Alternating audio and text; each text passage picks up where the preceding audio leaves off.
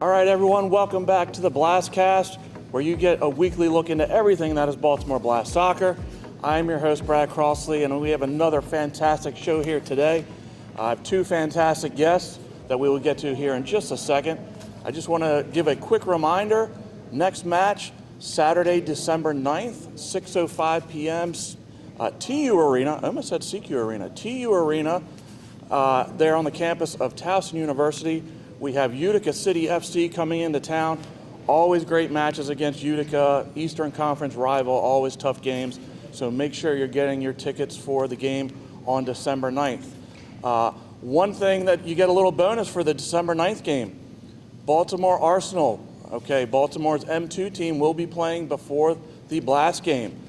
And the cost of that game is nothing, all right? You purchase your Blast ticket and you can get both games. So fantastic value there. Get your tickets for the Blast game. Come for the Baltimore Arsenal game. The Baltimore Arsenal will play at 2 p.m. and then again your Baltimore Blast will be playing at 6:05 p.m. So do not miss that. If you need tickets, call the Blast office. Go to our website. Download the app to any of your devices. There is a ticket section on there. You can look for tickets there, or you can contact Ticketmaster directly for your tickets. So again, Saturday, December 9th, 6:05 p.m.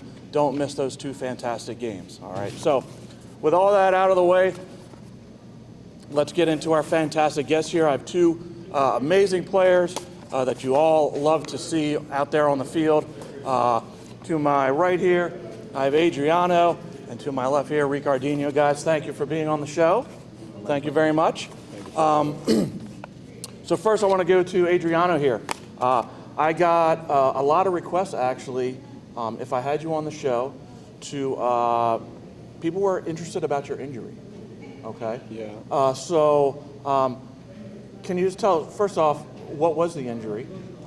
The injury called Linz Frank. Okay. It's an injury that you torn your ligament on your foot that actually two bones like separate from each other. Okay. Then you gotta get a screw and keep the bones, like to put the bones together again. So I stay like 6 months on the boot without putting my foot down on crouches, right. And basically that's what it was. So for everyone that maybe they weren't there at the game, how did it happen? It was our second game in Florida. Was like right at the beginning of the game. I don't know the name of the player, but he kind of like, I took a heavier touch forward. When I see him coming, I try block him, planting my left foot on the ground, and he kind of like just with his momentum took my whole body, and then my feet got caught up on the turf. So that's actually how the injury happened. Okay, so the injury happens. Obviously you're hurt on the field. Did you realize right away how serious it was, or did you think I'm gonna kind of? First, I thought it would be my knee because the pain started from up here close to my knee all the way down to my foot. But then when Heather came on the field and she did the procedure with the knee to see, and she said it was nothing wrong with the knee. Then the next day when I got up and we got to fly really early, my foot was like a ball. Oh, wow. Like a ball. So I was like, it's got to be something serious because normally I don't get hurt. Yeah. You know, I don't get hurt. So I was like, it's going to be something serious. And then. So you come back, obviously you must go to a specialist and all that stuff, and they tell you got to have surgery, right? What was that like for you? I'm old. So my first thought was like, I had plans already. You know, I had 2 more years contract. This is my last year. Right.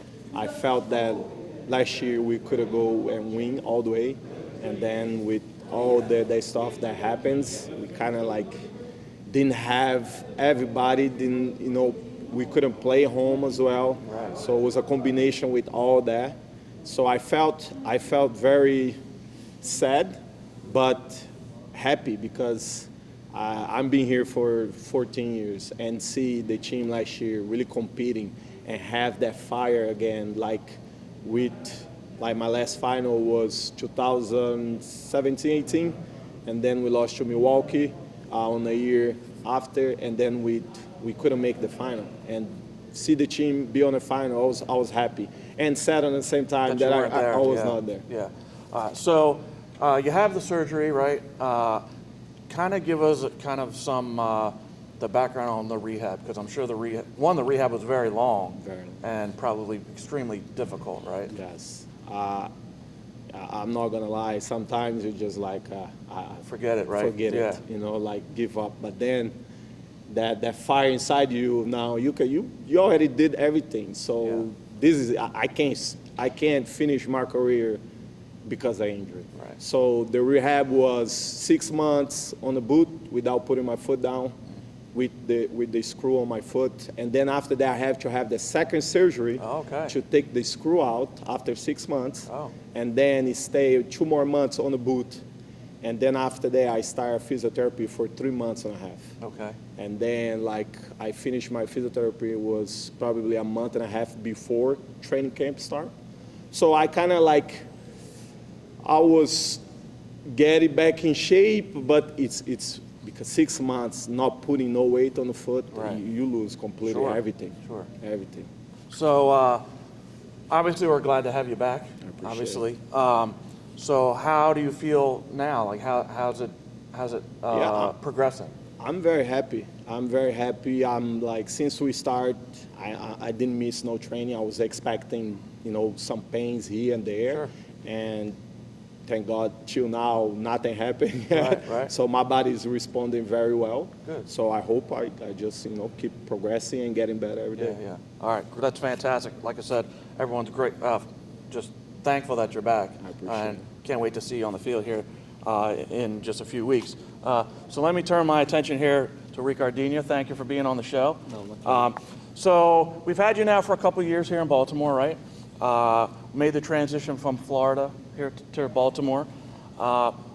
Give me your thoughts on what have the differences been kind of coming from maybe Florida style of play to Baltimore style of play, and has it been an easy transition for you?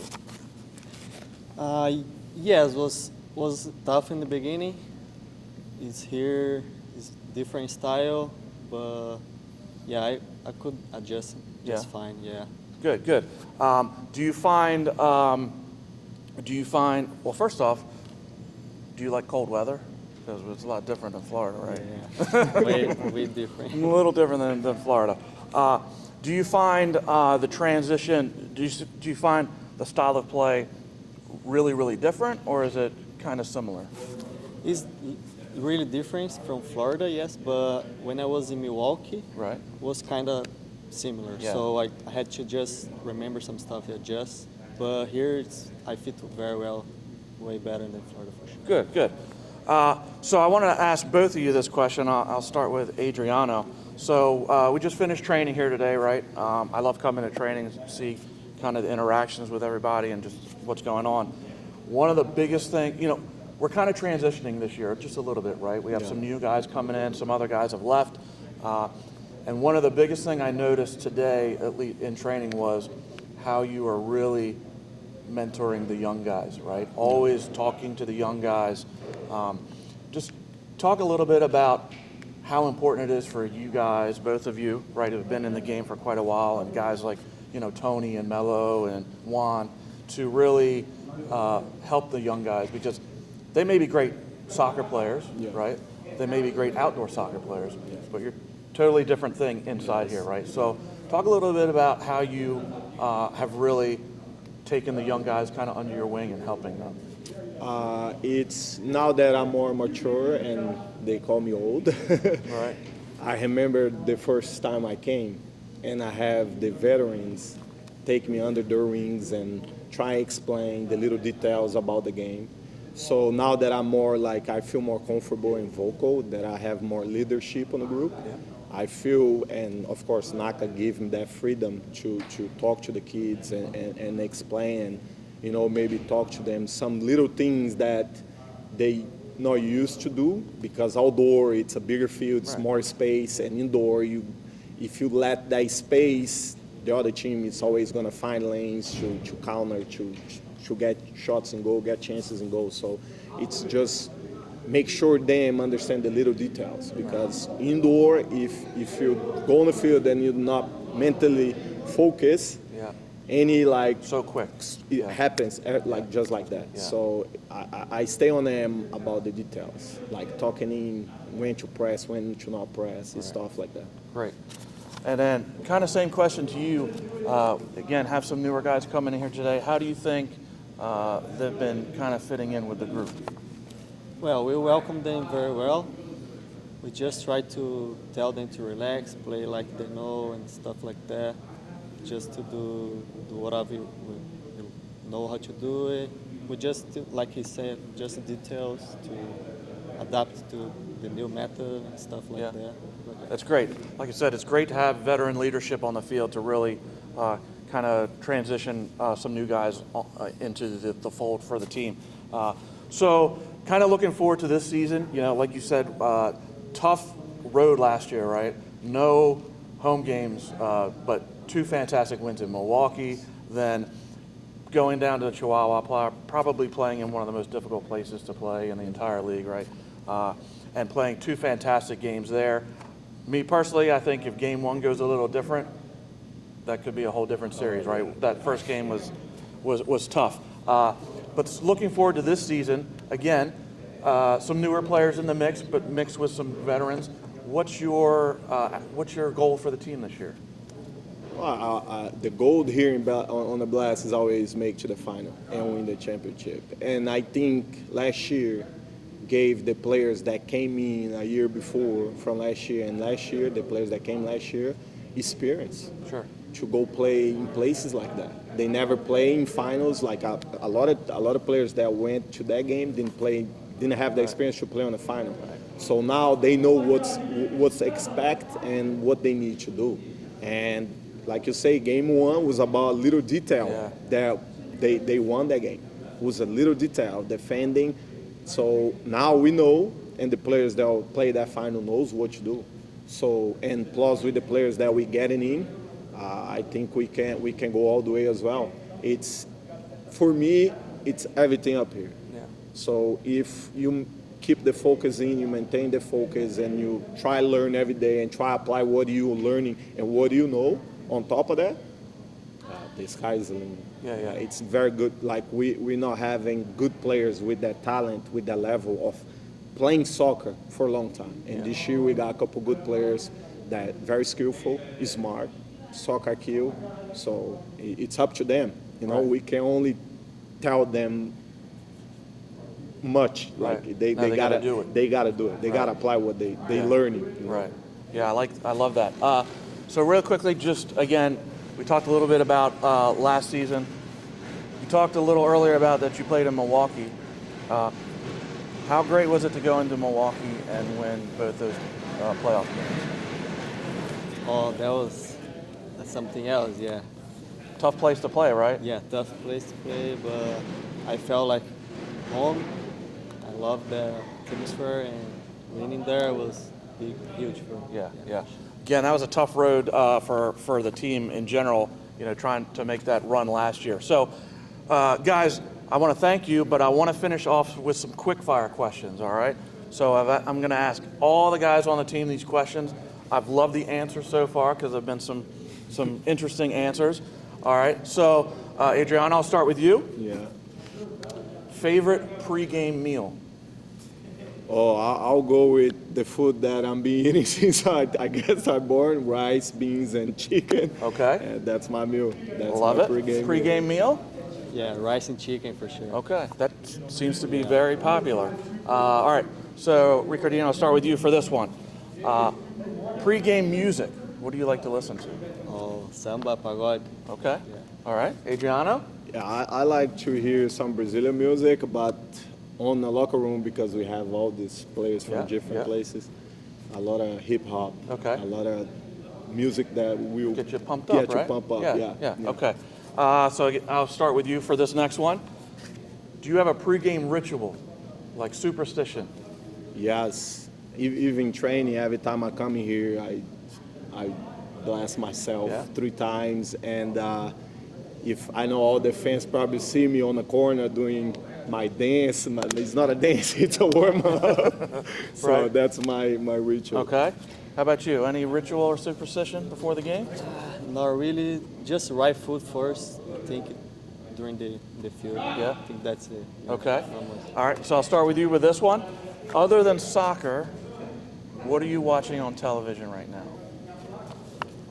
Netflix. Yeah. Yeah. Anything TV shows. Anything specific on Netflix?